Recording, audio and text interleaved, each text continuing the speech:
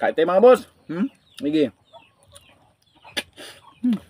Tap mga boss, magkuha tayo dito ng ng igi. Ang tawag pala sa amin dito igi, sa iba ang tawag nila lidig. Kuha tayo. Tara mga boss, samahan niya ako. Ito mga boss yung igi na ginasabi ko, ito. Para siyang cool. Pero masarap ito mga boss gataan. Kuha tayo mga boss. Yan ang dami dito. Kapakapalan tayo. Dami dito. Dami mga boss oh. Gagataan natin ito bukas. Yan mga boss. Ito lang po natin oh. Ito. Marami-rami ito mga boss. Gagataan natin ito bukas. Abangan nyo mga boss kung paano gataan itong suso nito o kaya tatawag nilang lindig. Tingkuha natin na na suso o kaya igin tawag nila. Ito lang po natin. Oh. Yan mga boss oh. Yan po yung mga boss gataan.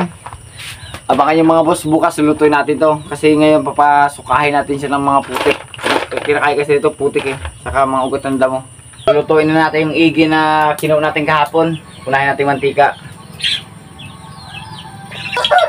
Isunod natin yung luya. Sabay yung sibuyas. Bawang.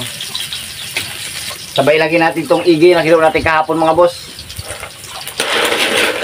Igisan natin. Tinanggalan pala natin ito mga boss ng puwit.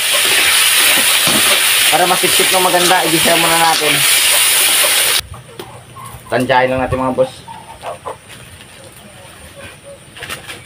Lagyan natin ng pampasarap.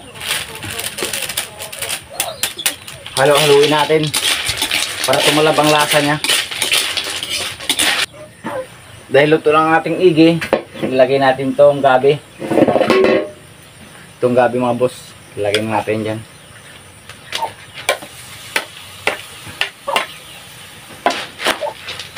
Haluin natin. Sabay isunod natin itong gata. Purong gata to.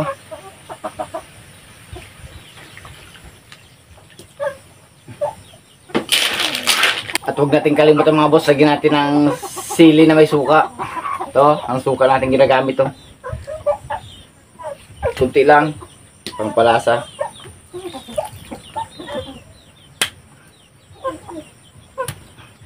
Sabay haluin natin ng bahagya.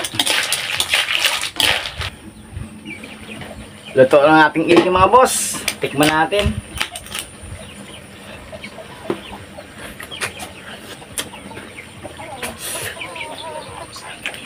Kapong boss.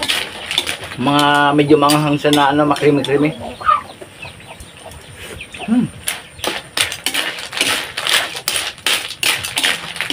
Kain na tayo mga boss. Yan mga boss, luto na yung ating igi na ginataan. Sabawan natin mga boss. Medyo patuyo kasi ito mga boss eh. Oh. Yan, sabay pa tayo ng igi. Igi na may gabi. Tikman natin mga boss kung masarap talaga. Ito mga boss. Ito igi oh. Kahit tayo mga boss. Igi. Sarap.